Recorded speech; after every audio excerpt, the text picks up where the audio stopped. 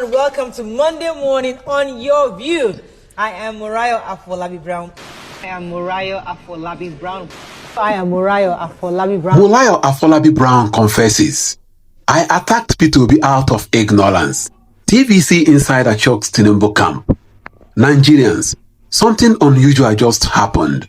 A confession, a shocker, and it came not from an ordinary Nigerian, but from one of Bola Tinubu's strongest media voices.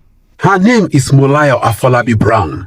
For years, she was the face of TVC, the television station many Nigerians call the microphone of Tinubu, a station that shaped opinions, defended APC, and was used to paint Peter Obi as inexperienced, naive, and unfit.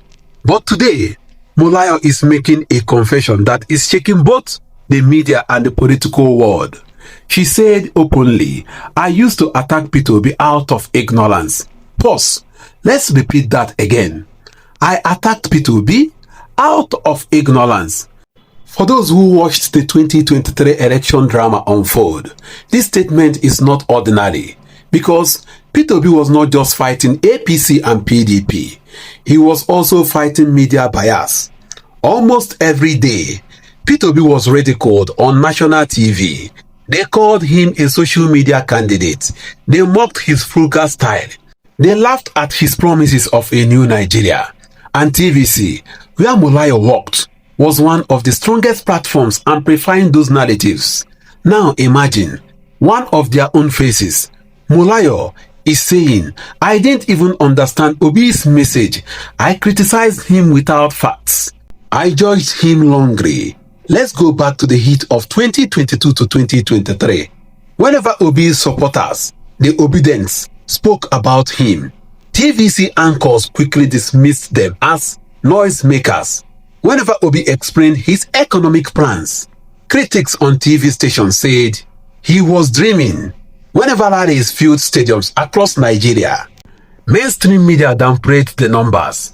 It was a coordinated effort, and many Nigerians, especially those who relied only on television, believed it. But after the election, reality began to unfold. Obi proved he was more than just a social media candidate. Court battles revealed shocking irregularities. Nigerians saw how their votes were treated, and gradually, voices of honesty started to emerge.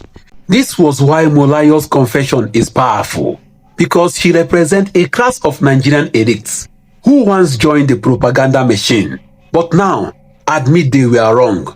It takes courage, it takes humility, it takes honesty, and let's be clear, this is not about glorifying Morayo.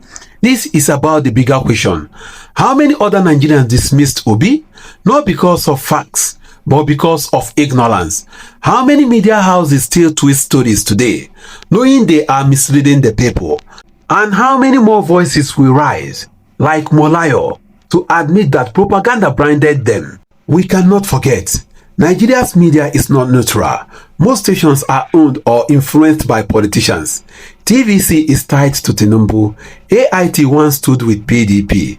Chinick TV is constantly accused of playing it safe with whosoever in power. So when Obi came in, with no godfather in media, no billions to buy airtime, he was always going to be an outsider. But today, his message has forced even critics to think twice. That is why Morayo's sweat sink Tinubu's camp. Because if insiders are beginning to admit past ignorance, it means cracks are showing. The narrative is shifting. Now let's talk about Nigerians.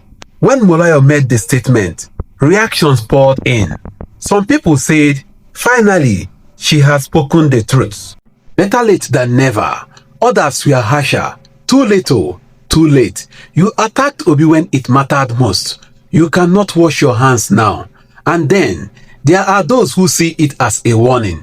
If even TVC anchors are confessing, then Tinubu's control of the media is not as strong as it used to be.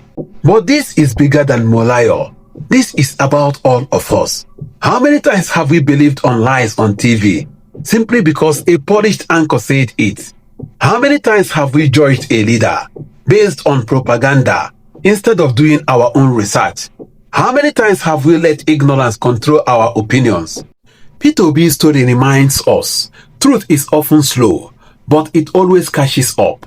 And Morayo's confession is proof. Now let's think ahead of 2027.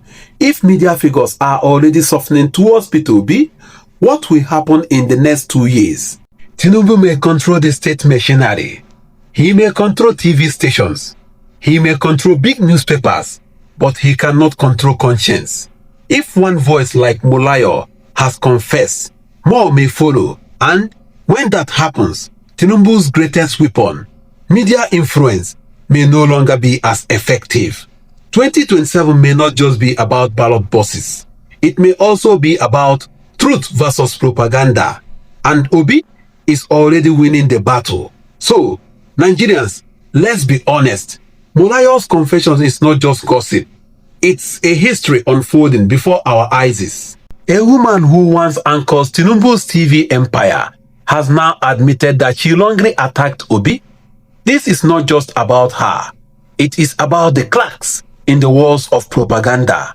It's about the resilience of truth. And it's about hope that one day Nigerians will judge leaders, not by lies, but by facts. The big lesson is simple. Never underestimate truth. Never underestimate power of one voice admitting ignorance. And never underestimate the quiet persistence of Peter Obi, because in the end, truth does not need any army. It only needs time.